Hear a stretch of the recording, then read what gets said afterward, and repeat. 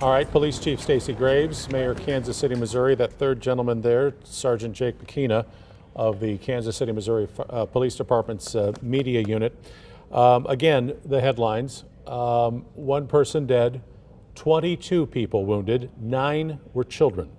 A total number of victims is still to be determined. It is still something that is being worked on right now, but 1 dead, 22 wounded, and of the 22 people wounded, 9 of those people are children.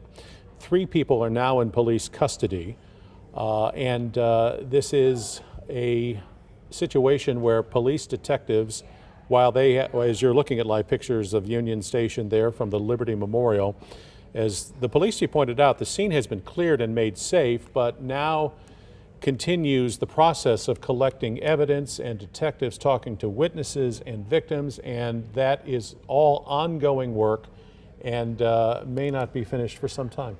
And you know, Union Station is a large ground to cover. The west side of Union Station, as you heard Police Chief Stacey Graves mention, is a crime scene at this moment. Again, the scene is safe, but they are actively investigating the crime scene. We know detectives are at local hospitals, which are Children's Mercy, Truman Medical, and St. Luke's on the Plaza. You heard Chief Graves mention 3 people detained for this investigation.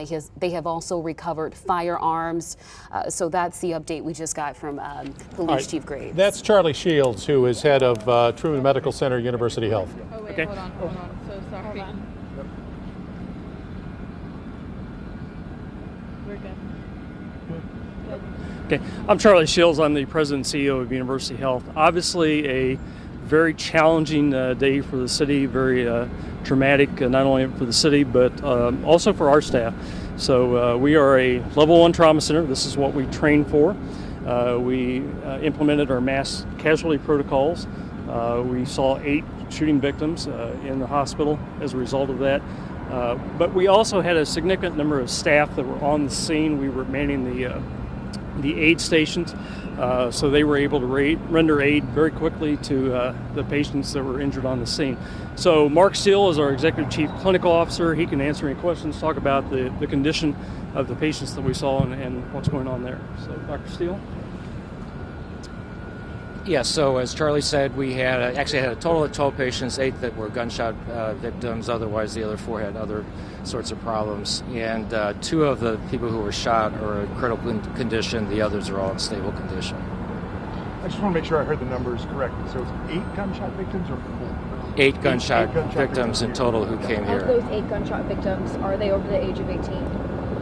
I don't know their exact ages. Can you tell us anything about them?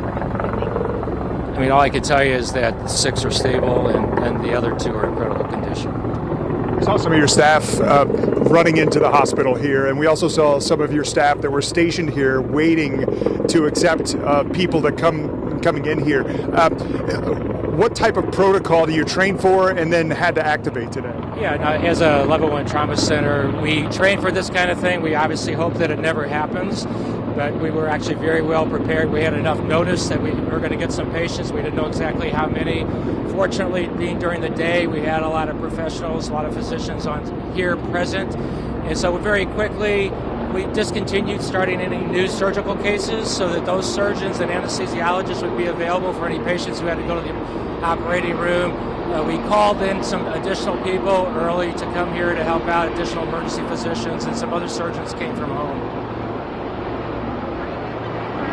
Elisa Lopez Galvan passed away at the hospital. Sorry. We have reports from the family that Elisa Lopez Galvan died recently in the hospital. Are you able to confirm that? We didn't have anyone die at the hospital here. What are your takeaways from today? Obviously, a wonderful day here that has turned into a tragedy.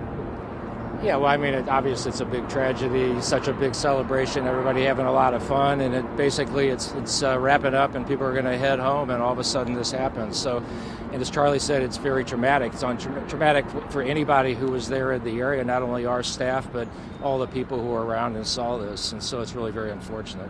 One more question? When you say critical condition, can you explain that to our viewers, give them a scope of what that means? Well, that means they're very, very sick, and certainly we hope that they're going to survive, but when somebody's in critical condition, certainly things can turn south, but we hope that doesn't happen with these two individuals. Thank you guys for your time. I appreciate it. Thank you. Thank you. We are just rounding up. All right, so you heard there 8 gunshot victims here at University Health Truman Medical Center, and just a really tough situation here. And the staff that was down there at the parade, they actually had staff that was stationed down at the parade. They immediately rendered first aid to those gunshot victims. And a lot of them were brought here to University Health Truman Medical Center. A lot of people who are really working hard to make sure these victims get the best medical care as possible. We'll send it back to you for right now. All right, Matt, thank you. Matt Fleener outside TMC University Health, where again they are treating 12 patients from what happened today.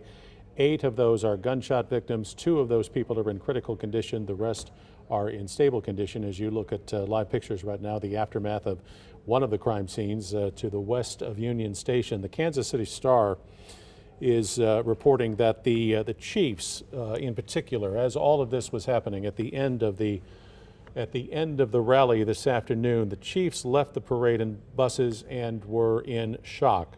Players were, in the moments after all of this happened, were calming some of the panicked children in the area. People like Blaine Gabbert, that is, backup quarterback, Trey Smith, Austin Reeder. Trey Smith in particular went to one upset child, gave him the WWE title belt that you may have seen up on the stage, and sat with that child until he calmed down. And of course, some members of the Chiefs, including Patrick Mahomes, have been tweeting prayers and support for the victims today.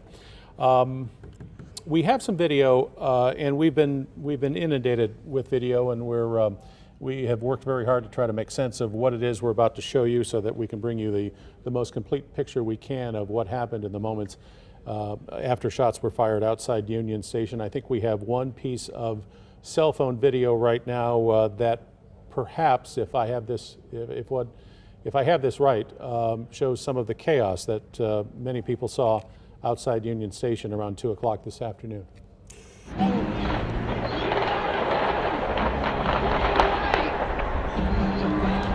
You could perhaps hear some of the gunfire off in the distance. People running, especially to the garage. And you see Kansas City, Missouri police officers. You see one victim here being attended to by first responders. And I think this was one of those moments where people knew something was wrong, but they weren't quite sure what.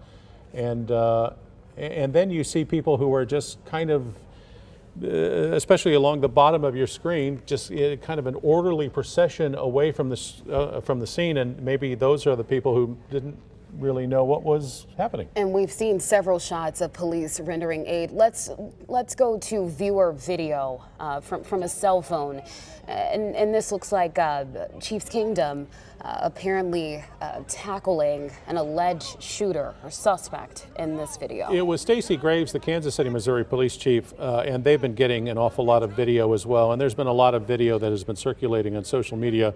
One piece of video in particular, and this may look familiar to those of you who have seen it on social video, but a video of a fan tackling someone who was taken into custody. I don't know if this may have been one of the shooters, at least that's the speculation on social media, but as soon as this happened, one person was seen running from basically the west side of Union Station across Pershing Road, heading east, and was followed and eventually tackled by one, perhaps 2, maybe more fans in the crowd. And as a result of the video that you're seeing and the video that police detectives are dealing with right now, Stacey Graves, the police chief, mentioned that the KCPD is in the process of staffing some phone numbers for victims, for witnesses, and if anyone has video like this of what has happened. Now, they don't have that up and running yet, but as soon as they do, we'll of course bring you that phone number again for people who are victims, who saw what happened,